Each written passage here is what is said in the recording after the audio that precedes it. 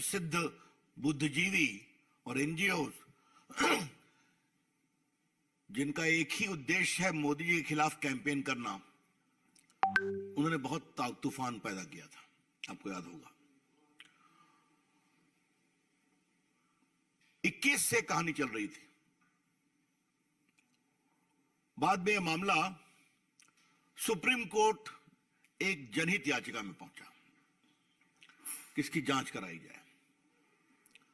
और आप सभी जानते हैं कि सुप्रीम कोर्ट ने एक बड़े ही सक्षम टेक्निकल मेंबर्स की कमेटी बनाई। The honourable Supreme Court appointed a very powerful committee of eminent technological expert to examine the whole issue of Pegasus. और इसमें और विश्वसनीयता के लिए माननीय सुप्रीम कोर्ट ने यह भी कहा कि सुप्रीम कोर्ट के एक बहुत ही डिस्टिंग्विश रिटायर्ड जज हैं जस्टिस रविंद्रन, वो इसकी मॉनिटरिंग करेंगे, इस पूरी कमेटी की वर्किंग की। Therefore, the Supreme Court put in place a mechanism of eminent technical people, and the working was to be supervised by Justice Ravindran, a very distinguished retired judge of Supreme Court. ये बात मैं आपसे इसलिए कह रहा हूं, ये पूरी कमेटी सरकार से बिल्कुल अलग थी। इस कमेटी के ऊपर सरकार का कोई न हस्तक्षेप था, कुछ था। हां, सरकार ने एक बात कही थी, कई मामले राष्ट्रीय सुरक्षा के हैं तो उसे हम शेयर नहीं कर पाएंगे। फिर सुप्रीम कोर्ट की कमेटी के आग्रह पर तूफान खड़ा करने वाले लोगों ने 29 मोबाइल इस कमेटी के सामने रखा कि मेरे मोबाइल से कुछ लगता है गड़बड़ हुई है। तो सिर्फ 29 मोबाइल को उस कमेटी के एग्जामिनेशन के लिए रखा गया। आज उसकी रिपोर्ट सबमिट हुई है। वो रिपोर्ट सील्ड कवर में है, लेकिन माननीय सुप्रीम कोर्ट में मुख्य न्यायाधीश जी ने, सम्मानीय मुख्य न्यायाधीश जी ने इतना जरूर कहा कि कमेटी ने अपनी रिपोर्ट में किसी में भी पेगासस का वायरस नहीं पाया है, और 5 में कुछ है लेकिन वो पेगासस नहीं है उस मालवेयर में, उसके एग्जामिनेशन करने की जरूरत है। ये मैं प्रेस आपके सामने इसलिए आया हूं कि ये बातें माननीय मुख्य न्यायाधीश जी ने अपने सीजीआई कोर्ट में कही। उन्होंने कहा कि इस पूरी रिपोर्ट को हम भी नहीं जारी करेंगे क्योंकि कई मामला राष्ट्रीय सुरक्षा से संबंधित है, लेकिन इसका एक एब्रिज्ड वर्जन हम जनता के सामने इसको प्रस्तुत करने का आदेश देंगे। The crucial point two note is that the high profile technical committee consisting of eminent people of technology, supervised by an eminent retired judge of the Supreme Court, has not found any Pegasus virus in the 29 mobiles submitted for examination. 29 mobile जो submit किए गए उसमें किसी में Pegasus नहीं पाया गया। 5 में एक मालवेयर है, उसकी वो जांच करने का आदेश है। अब देश के सामने बोलने का हमारा दिन है। क्या क्या खुराफात नहीं किया था इन लोगों ने। मेरे पास सारे कांग्रेस पार्टी के स्टेटमेंट्स हैं जो बदूनी जी उनकी टीम ने निकाल के रखा हुआ है। याद है ना, कांग्रेस ने आरोप लगाया था देशद्रोह का आरोप लगाया था। इन्होंने पिछले साल मॉनसून सेशन को होने नहीं दिया था, और जो रिपोर्ट आई है तो मालूम हुआ हमारी 21% प्रोडक्टिविटी हुई। और राहुल गांधी ने क्या कहा था वो हम जरूर आपके लिए कहना चाहेंगे।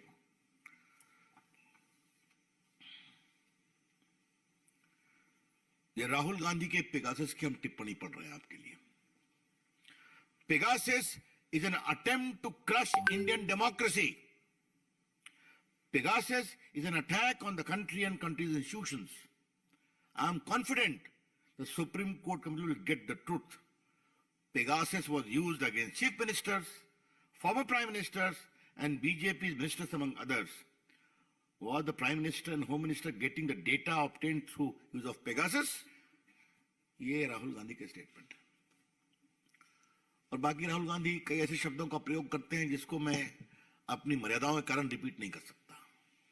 लेकिन इतना कहा गया था उनके ऑफिशियल प्रेस कॉन्फ्रेंस में कि ये देशद्रोह का मामला है, राजद्रोह का मामला है। क्या राहुल गांधी कांग्रेस पार्टी माफी मांगेगी, जिस पर इतना तूफान खड़ा किया गया देश भर में कि भारत में जनता की प्राइवेसी को नुकसान बताया जा रहा है, इंस्टीट्यूशंस को कॉम्प्रोमाइज किया जा रहा है, प्रधानमंत्री अपने पार्टी के अंदर पेगासस के द्वारा सर्वेलेंस करा रहे हैं, विपक्षियों का करा रहे हैं, पूर्व प्रधानमंत्रियों का करा रहे हैं, आरोप शुरू हो गया। तो क्या आज कांग्रेस पार्टी माफी मांगेगी? क्या राहुल गांधी माफी मांगेंगे? ये है बड़े सवाल। और ये मैं इसलिए आपसे कह रहा हूं कि इन लोगों ने संसद चलने नहीं दी थी, आपको याद है ना? आप खास करके हमारे टीवी वाले और हमारे प्रिंट के हमारे मित्र उस समय के अपने फुटेज और रिपोर्टिंग को निकालेंगे तो संसद कितने दिन नहीं चलने दी गई थी वो सब रिपोर्ट आपके सामने आ जाएगी। ये सारा कुछ एक मोटिवेटेड कैंपेन का पार्ट है जिसका सच्चाई से कोई मतलब नहीं है। इसलिए आरोप लगाते हैं और भाग जाते हैं। और उसके सार में क्या है? उसके सार में है कि मोदी जी को कमजोर करने, मोदी जी के खिलाफ अनर्गल बयान देते रहो। ये बात मैं आपसे इसलिए कह रहा हूं, याद करिए पेगासस पर तो दुनिया में चर्चा हो रही थी और कई देश जो इसका प्रयोग करते हैं उनका नाम नहीं आ रहा था, लेकिन भारत में इसका दुरुपयोग हो रहा है, यह चर्चा दुनिया में हो रही थी या दुनिया में करवाई जा रही थी। हिंदुस्तान में 3-4 मीडिया के मीडियम्स ने, मैं किसी का नाम नहीं लूंगा, प्रिंट एंड इलेक्ट्रॉनिक्स बोथ, क्या कैंपेन किया था? The BJP is entitled to respectfully ask the leading newspapers or journals or digital mediums who's unleashed a sustained, motivated campaign against Prime Minister in particular and his government in general. This government survives on snooping, on spying. क्या-क्या शब्दों को प्रयोग किया गया था। लेकिन Congress party और राहुल गांधी ये नहीं समझते हैं कि झूठ का सहारा लेकर वो अपनी पार्टी को विस्तार करने की कोशिश करते हैं, लेकिन झूठ का भंडा फूट जाता है तो पार्टी और सिकुड़ जाती है। The problem of Rahul Gandhi and his party and his associates in the NGOs that they have so much animus against our popular Prime Minister Narendra Modi ji and his government that they resort to falsehood to expand their party, and the moment the falsehood explodes, the party shrinks further.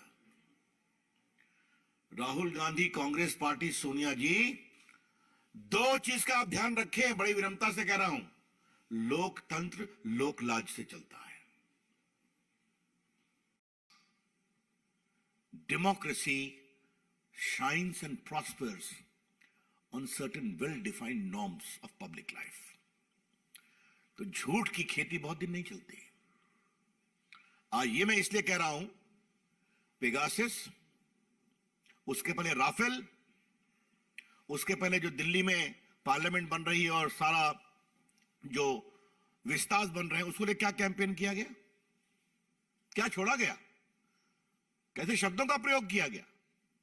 और एक चीज आप देखिए, झूठ का सहारा लेकर आरोप लगाना और फिर पीआईएल की छतरी में कोर्ट पहुंच जाना, ये तो माननीय उच्च न्यायालय ने स्वयं ऑर्डर किया है, लेकिन वो भी एक पीआईएल के ऊपर किया।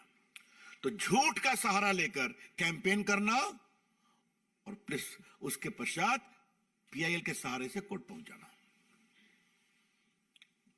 इनके मित्र, इनके सहयोगी पिटिशनर बनते हैं, और उसके बाद चाहे वो राफेल हो, चाहे वो सेंट्रल विस्टा हो, चाहे आज का पेगासिस हो, हर को सुप्रीम कोर्ट ने रिजेक्ट किया और बाकी कोर्ट ने रिजेक्ट किया। आज हमें एक बात और कहनी है, और ये बात हम बहुत विनम्रता से कह रहे हैं, कांग्रेस पार्टी स्पाइंग पर हमें नसीहत न दे। आज मुझे पीड़ा से बोलना पड़ रहा है, जब देश के योग्य राष्ट्रपति स्वर्गीय प्रणब बाबू देश के वित्त मंत्री थे, तो उनके दफ्तर पर किसने बगिंग की थी? याद है कांग्रेस पार्टी? उसको च्युइंगम गेट कहा जाता था, याद होगा अनिल बलूनी। और हमारे पास आंकड़े भी हैं कि कांग्रेस की सरकार में कितना अधिक बाकी चीजें करने की कोशिश की गई है। ये सबके आंकड़े हैं, आप कहेंगे तो हम वो भी दे देंगे कि 13 तक सैकड़ों चीजें जिस तरह से की हैं। मैं पढ़ रहा हूं, an RTI reply from 2013 revealed that around 9,000 phones and 500 email accounts were watched every month by UPA government at the time. ये आरटीआई के रिप्लाई में है। कांग्रेस पार्टी 9,000 फोन और 500 मेल अकाउंट को एवरी मंथ वॉच करती थी, तो हमें ज्ञान न दे।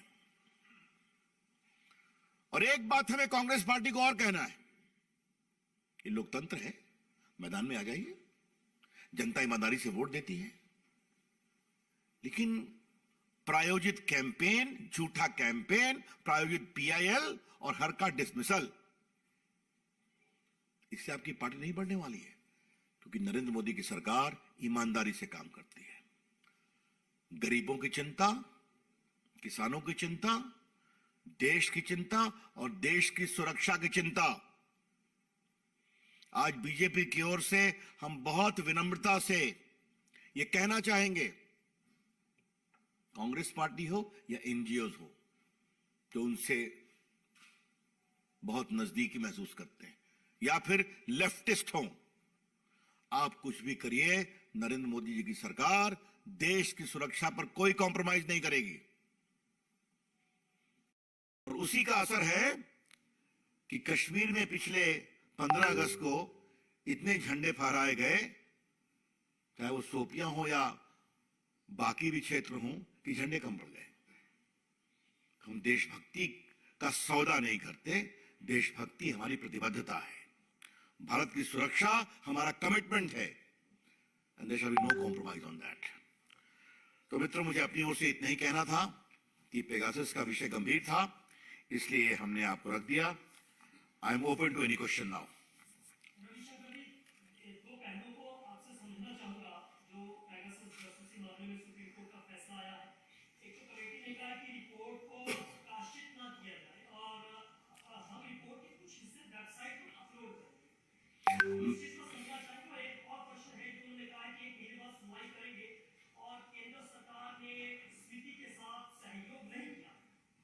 देखिए, आपको मैं पहले कहता हूं कि कोर्ट ने आज क्या कहा है।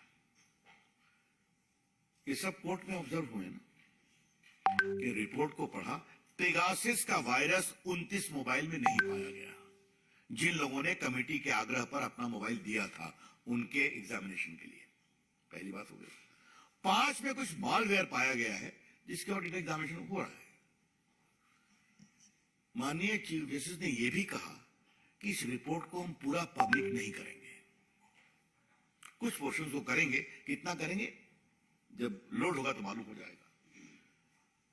तो एक प्रकार से तो देश की सुरक्षा को लेकर जो भारत सरकार ने कहा था कि यह विषय बहुत ही गंभीर है, इसलिए हम भारत की सुरक्षा के प्रति सब कुछ रिवील नहीं करेंगे, उसको उन्होंने स्वीकारा है, रेस्पेक्ट है।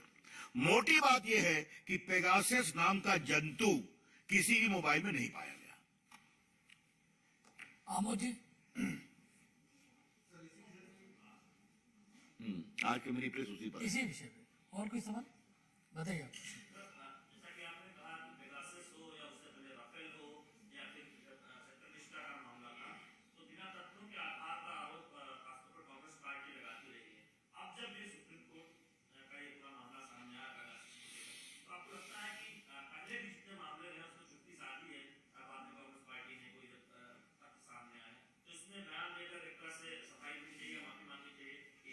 नहीं, ये तो हमने कह दिया ना, लेकिन जनाब माफ करे, माफी मांगना राहुल गांधी की फितरत में नहीं है।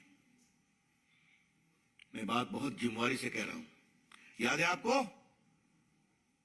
मैं उस शब्द को दोहरा नहीं सकता। 19 के चुनाव में चौकीदार नाम लेकर क्या प्रचार किया गया था देश भर में, लगवाए थे नारा, हम लोग को और बहुमत मिल गया, जनता ने आशीर्वाद दिया, और राफेल की कहानी सुप्रीम कोर्ट डिसमिस कर दिया। क्या उन्होंने कभी सॉरी कहा? तो वही फिर रिपीट करूंगा, कांग्रेस पार्टी हमारे बाकी उनके मित्र, हमें हराना है तो भैया चुनाव में हरा दो ना, हरा दो हमें। लेकिन चुनाव में हारते रहे हो, आगे भी हारोगे, मोदी जी की लोकप्रियता दुनिया में और बढ़ रही है, और इस तरह के झूठे आरोप लगाकर और कोर्ट का सहारा मोटिवेटेड पीआई के द्वारा करने के कारण आपकी पार्टी बढ़ेगी। और एक बात हम और कहेंगे, जो ऐसे न्यूज़पेपर्स, जर्नल्स, डिजिटल प्लेटफॉर्म ने जो सस्टेन कैंपेन चलाया, वो भी कुछ पुनर्विचार करेंगे अपने बारे में, इंट्रोस्पेक्शन करेंगे। रविंदर जी,